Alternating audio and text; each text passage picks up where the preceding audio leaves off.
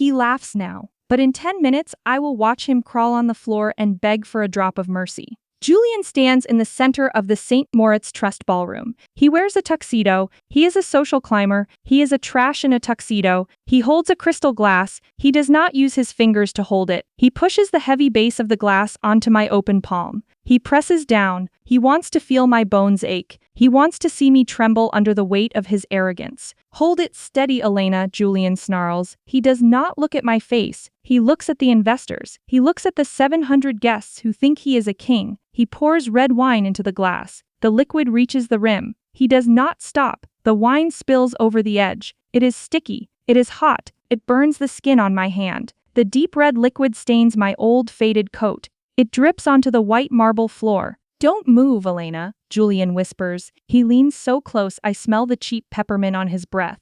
A country doctor's hand is for holding my drinks. This vintage costs $10,000. That is more than your father's life was worth in that hospital bed. Don't waste a drop of my money. The crowd laughs. Sarah, a woman in diamonds, sneers at my scuffed shoes. Julian, why is this low-class fraud in your circle? She smells of hospital bleach and poverty. She is ruining the view. Julian smiles. He tilts the bottle. He pours the rest of the wine over my wrist. The liquid drips down my arm. She is my lucky charm. Julian mocks. 10 years ago she gave me blood. Now she thinks she belongs in high society. She is a parasite. She is a beggar waiting for my mercy. I do not blink. I do not flinch. I watch the wine drip. I feel the weight of the crystal. My hand is red, but my heart is a cold scalpel. I count the seconds. 3, 2, 1. The cure enters the room. The heavy oak doors slam open. The air in the ballroom turns cold. The laughter dies instantly. 700 guests turn their heads toward the entrance.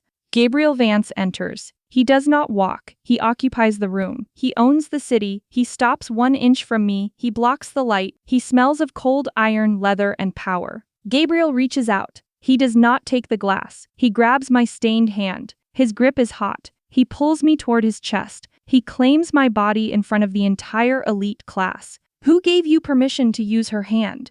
Gabriel's voice is a low vibration that rattles the glasses on the tables. He does not look at the crowd. He stares at Julian's throat. Julian stammers. He steps back. His face turns the color of old paper. She is a nobody, Mr. Vance. I pay her bills. She is a village doctor I keep around for charity. She is lucky I let her stand here. This nobody saved my life 10 years ago, Gabriel says. He tightens his grip on my hand. He marks my skin with his fingers. And you use her as a furniture? Gabriel takes the crystal glass from my palm. He does not set it down. He crushes the glass in his bare hand. The glass shatters. Red wine and crystal shards hit Julian's white silk shoes. One sharp shard cuts Julian's cheek. A thin line of blood appears on his skin. Julian flinches like a struck dog. Clean it up, Gabriel orders. Julian blinks. He looks at the red mess on the marble. What? Clean it up, Gabriel repeats. He pulls me closer. He wraps his arm around my waist. He forces my body against his side. He marks me as his territory. Use your tie, Julian. Do it now, or I remove your tongue and feed it to the dogs. Julian kneels. His hands tremble. He unties his $500 silk tie. He leans down into the wine. He scrubs the marble. He looks like a beggar. Gabriel leans down toward my ear. 10 years, he whispers. His breath is a promise. I searched for you for 3,650 days. No one touches you again, ever. I look at the back of Julian's neck. He is sweating. The fabric of his tuxedo is straining. I pull a silver pocket watch from my pocket. It is covered in dried, dark blood. Julian, I say, my voice is flat. The 12 directors of your board are standing behind you. Why don't you tell them where the investment money really came from? Julian stands up from the wine-stained floor. He wipes blood from his cheek with the ruined silk tie. He glares at me. His pupils shrink. He reaches into his inner jacket pocket. He slams a thick black folder onto the marble floor. Sign the papers, Elena, Julian screams. He points a shaking finger at my eyes. 10 years ago, you signed the rights. Every patent is mine. You are my property. You are a fraud, Mr. Vance. She is a thief. The crowd whispers. Sarah, the woman in diamonds, leans forward. She watches the blood on Julian's face with a twisted smile. Julian shoves a gold pen toward my face. Sign the patent transfer now. Do it, or I will burn your hospital. I will bury you in a cell. You will never see the sun again. Julian thinks he holds a leash around my neck. Gabriel moves. He does not wait for his guards. He steps into Julian's personal space. He occupies the air. He smells of cold iron and rain. He stands so close to me that I feel the heat of his skin against my shoulder. Gabriel takes the folder. He does not read the pages. He grips the paper. He rips the document. He shreds the pages into 20 pieces. He lets the white scraps fall onto Julian's wine-stained shoes. "My company now," Gabriel says. Julian's face turns from white to a deep, ugly purple. "You cannot buy my company. Miller Capital is worth $500 million. I just did," Gabriel says. He pulls a black phone from his pocket. "I bought your debt 5 minutes ago. I shorted your stock. I canceled your credit lines. You don't own a company, Julian. You own a hole in the ground. And I decide how deep it goes." The 12 directors of Miller Capital stand in a circle. They wear $5,000 custom suits. Gabriel taps his tablet. One time. "The FBI is outside," Gabriel says. His voice chills the room. "Julian stole $100 million from the trust. He used the money to pay for your mistresses. He used it for your gambling debts in Vegas. You are all going to a cage for 30 years. The survival game begins. The 12 directors turn into animals. They are not business partners, they are trash in tuxedos. "Julian lied to us." Harold, the fat director, screams. He lunges forward. He does not use words. He swings a heavy fist. Thud. The sound of his hand hitting Julian's jaw is wet and loud. "I have one seat on my life raft," Gabriel says. He pulls me against his side. He marks my waist with his heavy arm. "Who gives me the truth?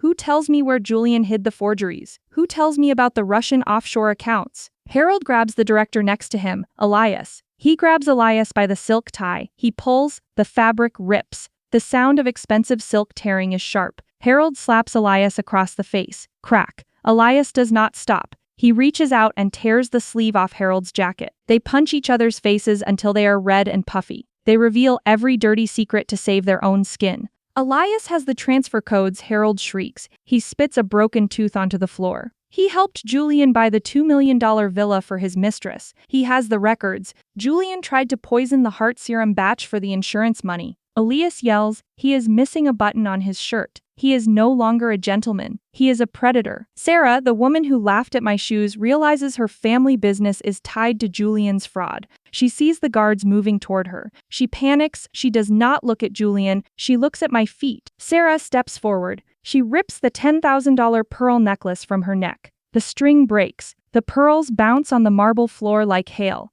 Clack, clack, clack. She pulls off her diamond earrings. She throws them into the wine on the floor. "I was wrong." Sarah cries. She falls to her knees in the wine. She crawls toward me. She uses her designer silk scarf to wipe the red wine off my scuffed shoes. "Please, Dr. Vance, I did not know he was a thief. My family needs your mercy. I will become a beggar if you ask. Just don't let Gabriel destroy us." Julian watches the woman who kissed him an hour ago crawl at my feet. He watches his directors punch each other's teeth out. He smells the scent of his own terror. Julian's phone rings. He puts it on speaker with trembling fingers. "Sir," a voice screams over the phone. "This is Captain Miller. Air traffic control just revoked our flight plan. The jet is landing in a field in New Jersey. They are seizing the plane right now." Julian drops the phone. It hits the marble with a crack. His face turns the color of ash. "That was my jet," Julian whispers. "That cost $45 million. "No," Gabriel says. He leans over Julian. He looks at Julian's throat. "That was Elena's jet. You bought it with the interest from her medical patents. I just bought the debt. I own the wings. I own the engines. I own the pilot. You own nothing." Gabriel turns to me. He ignores the bleeding directors. He reaches out. He runs his rough thumb along my jawline. His touch is aggressive. He is marking his territory. My heart beats faster. "You want his house too?" Gabriel asks. "I want the safe," I say. "The one in the wall. The one he thinks I cannot open." The blue flame of the welding torch sizzles. Sparks hit Julian's wet socks. He whimpers. Marcus pulls the heavy steel door open. It hits the floor with a loud thud. He does not find money. He pulls out a stack of original patent certificates and a black medical ledger. "Julian Miller is a thief," Marcus announces to the 700 guests. "He intercepted these royalty payments for 10 years. He is a fraud. He lived on Elena Vance's blood." "No," Julian screams. He crawls toward the screen. "I am the hero. I saved Gabriel. I have the records." The heavy service doors swing open. An old man walks in. He wears a faded gray janitor's uniform. He carries a wooden mop. The mop is 30 years old. It smells of bleach, trash, and regret. This is Old Miller, Julian's father, the man Julian claimed was dead. Old Miller walks to the center of the marble floor. He looks at his son. "You are not a hero, Julian," the old man says. His voice is a rough growl. "I watched you steal her research for 30 years. I hid the files you stole from her clinic. I am a sinner, but you are a monster." Old Miller raises the dirty mop. He swings it with both hands. Splat. The wet gray strings hit Julian directly in his face. The dirty water smears across Julian's skin. It gets into his eyes. It ruins his white silk shirt. Old Miller reaches into his pocket. He pulls out a small, carved wooden horse. It is old. It is the only thing Old Miller ever gave Julian. It is the only thing Julian did not steal. "This is the last piece of your soul, Julian," Old Miller says. He drops the toy on the floor. He raises his heavy work boot. Crunch. The wood shatters into dust. "Now, you have nothing. I take back my name. You are not my son. You are an error." Old Miller drops a legal disownment paper on Julian's chest. Julian is now a ghost. I step forward. I stand in the spotlight. I am not a village doctor. I am the architect of the medicine Julian sold. "The certificate you have is a forgery, Julian," I say. My voice is a cold scalpel. "You stole the blood samples from my clinic. But you forgot one thing. I am a doctor. I know my own blood." Gabriel moves behind me. He wraps his large hand around my throat. He does not squeeze. He marks the skin. He feels my pulse. "Project the files," Gabriel orders. The lights die. The screen glows. DNA result: Julian Miller. Match with Gabriel Vance, 0.00%. The 700 guests explode into noise. The sound is a physical wave. Julian tries to claw at the screen, but his hands slip in the mop water. DNA result: Elena Vance. Match with Gabriel Vance, 100%. "You used her blood to buy your way into my world." Gabriel growls. He turns to the 12 directors. They are on their knees. Harold's face is swollen. Elias is missing a button. I have one seat on the life raft. Who gives me the rest of Julian's crimes? The boardroom massacre continues. Harold punches Elias again. "Sarah took the bribes too." Harold yells. "She used the trust money to buy an island for her secret lover." Julian has the photos in his private drive. Sarah screams. She rips the $10,000 pearl necklace from her neck. The string breaks. The pearls bounce on the floor like hail. Clack, clack, clack. She throws her rings into the mess. "I will give you the passwords," Sarah shrieks. She crawls toward me. She tries to kiss my shoes. "I will tell you how Julian planned to poison the next batch of serum. He wanted the insurance money. He is a murderer." The 700 guests record the violence. The directors reveal Julian's private habits, his secret mistresses, and his plan to assassinate Gabriel. Julian watches his partners line up to spit on him. He smells of fear and dirty water. "I have the offshore codes!" Elias screams. He grabs Julian's head and slams it against the marble. He kept the money in a Swiss account named Elena's Ghost. It holds $150 million.